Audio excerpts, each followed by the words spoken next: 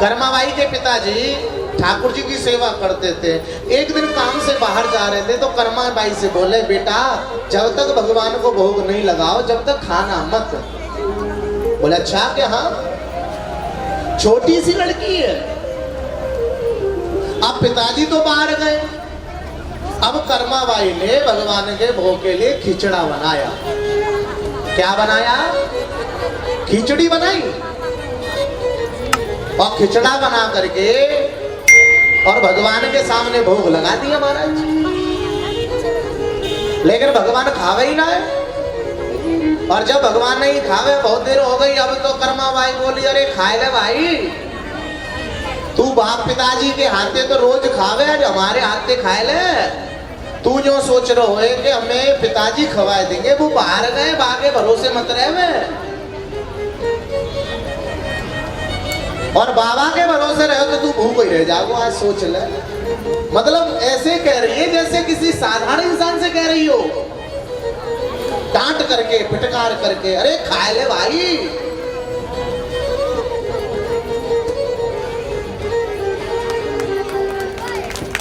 बोलिए वृंदावन बिहारी लाल की जय।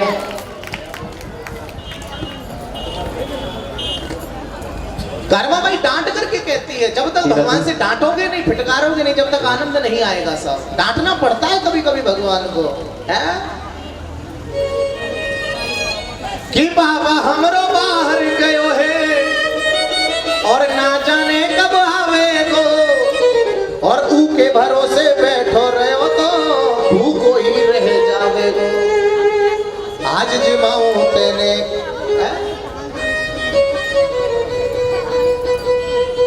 जबरदस्ती कह रही है खाए ले खाए ले खाए ले, तो भगवान सरलता को देखते हैं। ऐसे भगवान से कहो जैसे अपनेपन से बच्चे को कह रहे हो, है ना। याद रखिए, भगवान सरलता को प्राप्त होता है। सरल जिसका सहज स्वरूप है? जो सहजता से भगवान को याद करता है, भगवान उसी का हो जाता है। कंजूसी मत करिए कि जोर जोर माया तेरी यही रह जाएगी। संसार में कुछ भी कमा लो लेकिन कुछ भी साथ नहीं जाता। भगवान के सामने सरल बन जाओ, बिल्कुल दीनहीन बन जाओ। क्यों? भगवान के सामने निर्बल बन जाओ। निर्बल निर्बल केवल राम है। भगवान निर्बलता को प्राप्त होता है। भगवान के सामने हीन बन जाओ, हीन, बिल्कुल कुछ नहीं जानते। याद रखना बंधुओं, और भगवान ने ये हमें जिंदगी दी है तो कुछ ऐसा भी करिए कि इस जिंदगी में भगवान का नाम और तीर्थ करते रहिए। ये जीवन बार बार नहीं मिलता। एक बार ऐसा हुआ, ध्यान से सुनो, एक बार ऐसा हुआ कि कुछ लोग वृंदावन जाते थे। एक बार एक पत्नी ने अपने पति से कहा, अजी सुनते हो, दुनिया वृंदावन जाती है, तुम क्यों नहीं जाते हो? वो पैसे वाला तो बहुत था लेकिन कंजूस बहुत नंबर 1 का था। क्या था? कंजूस। हाँ जी, बहुत बड़ा कंजूस था वो। भगवान के नाम में एक पैसा खर्च नहीं करते हुए कबो, याद रखना। और एक बार सब लोग गए वृंदावन तो उसकी पत्नी पीछे पड़ गई, तुम भी जाओ, तुम भी जाओ, है वृंदावन चले जाओ, जाके कुछ दान पुण्य करे आओ। अब वो बोला काय को भेज रही है मोए? लेकिन बार बार पत्नी कहती है। एक बात कहे, अगर पत्नी अगर अपनी हट पे आ जाना तो पति को झुकना पड़ता है। तो जिद पे अड़ गई, तुम्हें जाना ही पड़ेगा। बार बार कहती है और पति के मन में नहीं है। अगर किसी के मन में न हो और तुम जबरदस्ती उसको भेजो तो उसके तीर्थों का फल उसे मिलता नहीं है। याद रखना, ये शास्त्र कहता है। खैर किसी के मन में नहीं है, बेमन जा रहा है तीर्थों में, बिना मन के जा रहा है। क्योंकि जब भगवान शंकर और सती ने कथा सुनी थी राम जी की, तो सती ने मन से कथा नहीं सुनी, केवल भगवान श्री शंकर ने कथा सुनी राम कथा को कुंभज ऋषि के आश्रम में। और जब कथा को सुना तो बताया जाता है कि जब बतायो जावे कि अब तो भैया केवल सुनी महेश परम सुख मानी, केवल भगवान शंकर ने कथा को सुना।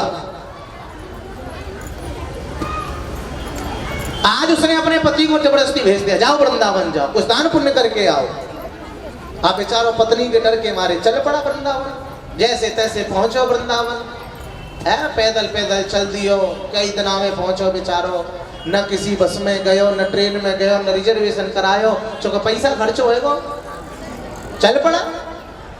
और पत्नी ने कह दिया था दान पुण्य करके आना, वृंदावन का प्रसाद लेके आना। बोले चिंता ही मत करे, चल पड़ा। अब वृंदावन में पहुंचा तो वृंदावन में सोचा कि चलो अब आए हैं तो यहाँ जमुना जी में भी स्नान बना ले। जमुना जी के घाट पे पहुंचा, जैसे ही स्नान बनाने लगा तो भगवान कृष्ण ने सोचा को भैया पहली बार ये कंजूस मेरे दरवाजे पे आए हो और जाते बिना कुछ लय दे या कोई स्नान कराए दो, ऐसा ठीक ना है। और भगवान कन्हैया पंडा का रूप धारण करके आए और कहे ओए चिजमा रुको रुको रुको रुको रुको। बोले क्या बात है? अरे पहले घाट पे नहावे की दक्षिणा तो दो। अब कंजूस बोला नहाए हम रहे, तुम पे का जोर पड़ रहा, ठंड में हम मर रहे, तुम्हें दक्षिणा काहे की दे दें साहब? भगवान पंडा के रूप में बोले नहीं साहब दक्षिणा तो देनी पड़ेगी, आज पहली बार तुम आए हो, इतनी दूर से आए हो तो दक्षिणा तो देनी पड़ेगी। अब कंजूस बोला कितनी दक्षिणा देनी पड़ेगी? कम से कम 1101 रुपए की तो पर्ची कटा लो। कंजूस बोला अगर 1100 रुपए खर्च करता तो ट्रेन में रिजर्वेशन करा के आता, ये पैदल पैदल नहीं आता मैं। बोले ठीक। बोले कुछ कम कर लो। बोले तो 501 कटा दो। बोले और भी कम करो। बोले 201। बोले और कम करो। बोले 101। बोले और नीचे जाओ।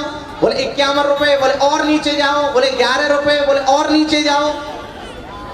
घटते घटते घटते घटते 2 रुपए पे आ गया। अब पंडा जी बोले वो तो भगवान है, अंतर्यामी है, जानने वाले। बोले बेटा लाओ 2 रुपए ही दे दो चलो। बोले सुनो जी मैं लेके ना हूँ आया, अपनी डायरी में लिख लो, कभी मेरे पास मेरे इधर आओ भोपाल की तरफ तो ले आना। भगवान बोले इतना बड़ा कंजूस है कि फिर 2 रुपए का दान कर रहा है, फिर भी लिखवा रहा है।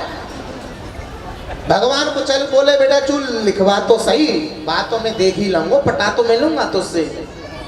उसने 2 रुपए का दान लिखवा दिया और वहां पे जाकर के आहा चकाचक वृंदावन में घूमे और मन ही मन में जो है खुश रहो। भगवान ने कहा एड्रेस तो लिखा, पतो सही पतो गई हो, लेकिन भगवान के सामने भी वो छल कर गया, उसने एड्रेस गलत लिखा दिया, रहने वाला कहीं अंत का था और दूसरी कॉलोनी को नाम बता दो। बेटा ढूंढतो रहे तू अब। और मन में बड़ो चतुर बनने लगा। बोले अच्छा कि हाँ अब तो बताया जावे कि भगवान भी बोले चल तू भी, मैं भी तेरा बाप हूँ, देखता हूँ तू मेरे 2 रुपए कैसे नहीं देगा, तू भी कंजूस है तो मैं तो से ज्यादा जिद्दी हूँ, तुझे लेकर के रहूंगा। अब तो वो चल पड़ा वृंदावन से और चलते चलते चलते चलते भगवान भी उसके पीछे चल दिए। जैसे ही वो अपने घर पहुंचा भगवान भी 2 घंटे बाद उसके घर पहुंच गए और 2 घंटे बाद में दरवाजा खटखटा रहे हैं। वो तो हारो थके सो रहे हो, भगवान दरवाजा खटखटा रहे हैं, ए श्रीमान है का दरवाजा खोलो। अब अंदर से वो आदमी अपने बेटे को भेज रहा है, देखो बेटा कौन है। जैसे ही बाहर आयो लड़का भागो, हाँ महाराज जी कौन हो, क्या बात है? बोले पापा जी घर में है। बोले पाप क्यों बताओ? कह दो कि वृंदावन वाले पंडा जी आए हैं। अंदर गया लड़का, बाप ने पूछी बेटा कौन है? बोले वृंदावन वाले पंडा जी आए। अब तो बाप की दम निकल गई, ये यूं तक पहुंच गो। बेटे से बोला मना कर दो, पापा जी घर पे नहीं है। लड़का बाहर आया, लड़के ने पंडा जी से कही पंडा जी पिताजी घर पे नहीं है, फिर कभी आना। अब पंडा जी बोले भगवान सामर्थ्यवान है, अंतर्यामी जान रहे हैं, बोले कि कितना बड़ा झूठा नालक भीतर बैठा है, मुझसे झूठ बोल रहा है कि यहाँ पे नहीं है। भगवान ने लड़के से कहा बेटा पापा जी जब आ जाएंगे घंटे में 2 घंटे 4 घंटे में तो आएंगे, मैं यहीं बैठ के इंतजार करूंगा। लड़का अंदर पहुंच गया, बेटा पंडा गया। लड़के ने कहा पिताजी ऐसे कह रहे हैं कि अब तो मैं यही 2-4 घंटे बैठ के इंतजार करूंगा। बाप ने कहा कि जाओ उस पंडे से कह देगा, मना कर देंगे पापा जी की तबीयत खराब है, फिर कभी आना, डॉक्टर के पास गए हैं। अब जैसे ही लड़के ने बाहर आके कहा पंडा जी से, पंडा जी बोले बेटा मैं आ तो गया हूं इतनी दूर, लेकिन अब जाऊंगा जब ही, क्योंकि तेरा बाप मेरा जजमान है, बीमार पड़ गया तो मैं मेरा भी तो फर्ज बनता है कुछ तो देख करके जाऊं। अब लड़का और भीतर गया। पिताजी बोले गया क्या? बोले अभी ना गई हूँ, तुम्हें देख के जाऊंगा।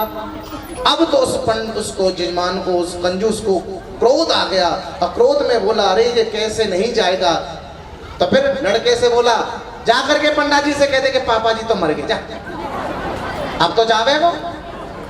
अब लड़के ने बाहर आके कहा कि पंडा जी हमारे पिताजी तो मर गए। अब तो पंडा जी बोले और अब तो ज्यादा जिद पड़ गए, बोले मर गए तो पूरा क्रियाक्रम करा के जाऊंगा। मोते बचपो चारो पूरा क्रियाक्रम करा के जाऊंगा मैं इसका। बोले अच्छा क्या? हाँ। अब तो जो है लड़के ने कहा पिताजी वो तो पूरा क्रियाक्रम करा के जाएंगे। बोले फिर चिंता क्यों करते हो, ले चलो मुझे, अब कोई मरे जब ही तो ले जाए।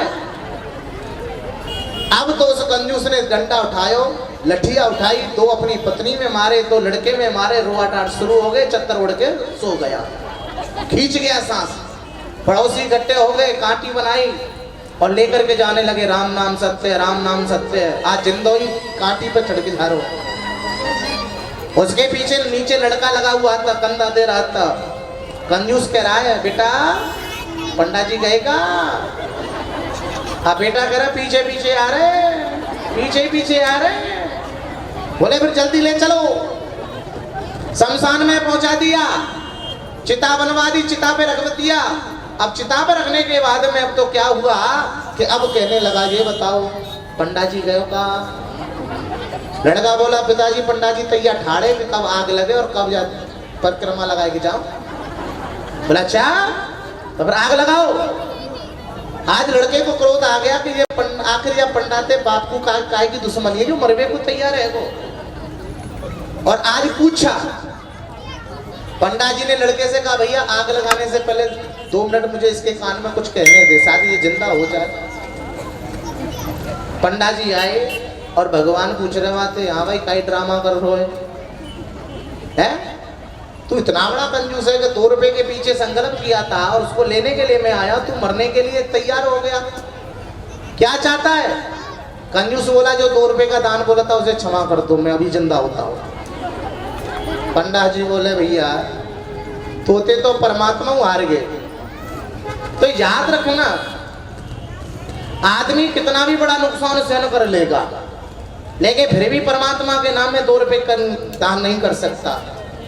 लेकिन शास्त्र कहता है जो यहाँ करके जाता है उसको वहां भी मिलता है।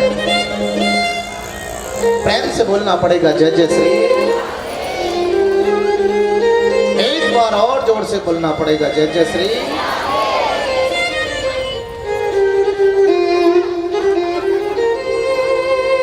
कोई साथ में नहीं लाता ना कोई साथ लेकर के जाता है, सब यहीं रह जाना पड़ता है। अब तो गोपियों का प्रेम कृष्ण से और बढ़ गया। ओहो अब तो भगवान कन्हैया जंगल में जाते गाय चराते और एक कदम की डाल पे बैठ करके मुरली की तान छेड़ देते हैं और जैसे ही मुरली बजावे सबकी सब गोपियां भगवान कृष्ण से मिलने के लिए जाती हैं, भगवान से मिलने के लिए जाती हैं। एक बार भगवान कन्हैया मुरली बजा रहे थे, गायों को चराते चराते, और जिस गोपी का नाम लेकर के मुरली बजा रहे थे वही दौड़ती वही जा रही थी महाराज। एक गोपी घर में चौका लगा रही थी, चौका निशम गीतम तदनंग वर्जनम, और भगवान की मुरली को सुना तो अपने सने सनाए गोबर के हाथ से भाग चली महाराज। एक गोपी घर में आटा गूंथ रही थी, मार रही थी, और जैसे ही भगवान की मुरली सुनी सने सनाए आटे के हाथ से ही भाग निकली। एक गोपी घर में श्रृंगार कर रही थी, भगवान कृष्ण की मुरली को सुना तो सुध बुध भूल गई और श्रृंगार उल्टो सुधो करे और चल पड़ी महाराज। जो जिस स्थिति में थी वो उस स्थिति में चल पड़ी है और भगवान से मिलने के लिए जा रही है जंगल में।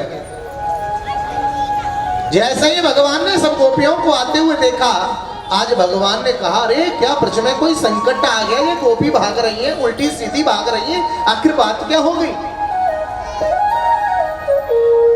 भगवान ने गोपियों से पूछा अरे गोपियों क्या क्या है, क्यों भाग रही हो? आज गोपियों ने कहा कृष्ण जब जब तू मुरली बजावे, जब जब हम तेरे हो नहीं जावे। तेरी मुरली में जादू है, तेरी मुरली में जादू है। अच्छा क्या? हाँ महाराज, एक बात बोले, भगवान की मुरली में जादू है, गोपियां रह नहीं सकती मुरली की तान सुन के। लेकिन कभी कभी मुरली से चिढ़ती भी बहुत है, जलन होती है गोपियों को। अब जलन क्यों होती है? एक बार गोपियों ने मुरली से पूछा। क्या पूछा? गोपियां कहती है मुरली से, अरे मुरली तू ये बता, तू भगवान से हर समय चिपकी रहती है, कभी अधरों पे रहती है, कभी हाथ में होती है, कभी बगल में लगती रहती है, भगवान तुझे एक मिनट भी छोड़ते नहीं है। आखिर तूने ऐसा कौन सा कर्म किया है जो भगवान तुझे अपने पास हर समय रखते हैं? आज मुरली हंसने लगी और मुरली कहती है, अरे गोपियाओ, मैंने भगवान को प्राप्त करने के लिए, भगवान मुझे एक मिनट भी छोड़ते नहीं। बोले क्यों नहीं छोड़ते? कि मैंने भगवान को प्राप्त करने के लिए 4 कर्म किए। कितने कर्म? जोर से बोलो। और मुरली कहती है, जो आदमी मेरी तरह 4 कर्म कर लेगा अपने जीवन में, ना हम तिच्छयामि नरः, भगवान कहते हैं मैं उसे छोड़ता नहीं हूं, उसको अपने पास रखता हूं। आखिर ऐसा मुरली ने कौन से कर्म किए जिससे भगवान के पास रहती है? आपको बताएं क्या? जानना चाहते हो? वो 4 कर्म कौन से हैं जो मुरली ने किए?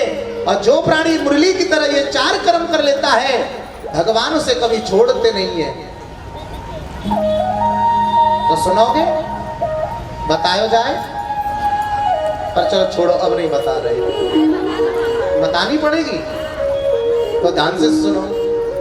मुरली कहती है, अरे गोपियाओं, भगवान को प्राप्त करना है तो सबसे पहला काम ये करो। कौन सा काम करो? ध्यान रखना इन 4 बातों का। मुरली कहती है, जब मुझे बनाया जाता है तो उस बांस के झुंड में से मुझे अलग कर लिया जाता है। भाई बांसों का झुंड होता है और जिस बांस की मुरली बनती है उस झुंड में से बांस को अलग कर लिया जाता है। मुरली का संकेत समझ रहे हो? अगर भगवान को प्राप्त करना है तो भगवान को पाने के लिए तुम्हें संसार के झुंड में से अलग होना पड़ेगा। क्योंकि संसार के झुंड में भजन नहीं होता, और जब तक भजन नहीं होता, जब तक भगवान की प्राप्ति नहीं होती है। बड़े बड़े ऋषि मुनि योगी कहाँ भजन करते हैं? जंगल में, एकांत में। तुम घर में पड़े रहते हो, बेटा बेटी, पापा मम्मी, हाय हाय हाय हाय होता है। तो मुरली की सबसे बड़ी बात है, मुरली कहती है अगर भगवान को पाना है तो संसार रूपी झुंड में से अलग हो जाओ। नंबर 2, ध्यान से काउंटिंग करना। मुरली कहती है दूसरी बात, अगर भगवान को प्राप्त करना है तो मेरी तरह बिना गांठ के हो जाओ। जब मुरली को बनाया जाता है तो उसके अंदर एक भी गांठ नहीं छोड़ी जाती। छोड़ी जाती है क्या? बिल्कुल सादा होती है, बिल्कुल चिकनी होती है, एक भी गांठ नहीं होती मुरली के अंदर। तो मुरली कहती है अगर भगवान को प्राप्त करना है तो काम, क्रोध, लोभ, मोह, मत्सर, ईर्ष्या, द्वेष भाव की गांठ को निकालना पड़ेगा। कि जिनके कपटा दंभ नहीं माया,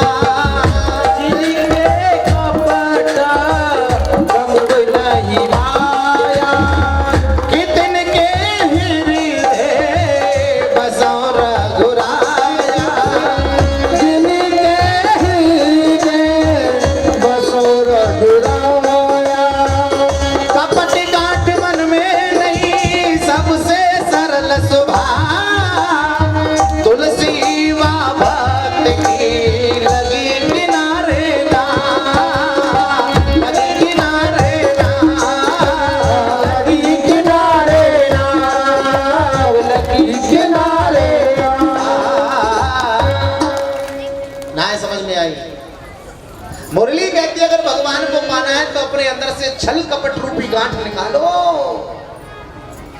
कपट गांठ मन में नहीं, सबसे सरल स्वभाव। और तुलसी व भक्त की लगी किनारे नाव, उसी भक्त की नाम किनारे लगती है जिसके मन में कोई छल कपट नहीं होता। कि निर्मल मन जन सोहे मोहे पावा, मोहे कपाटा चला क्षेत्र न भावा। निर्मल मन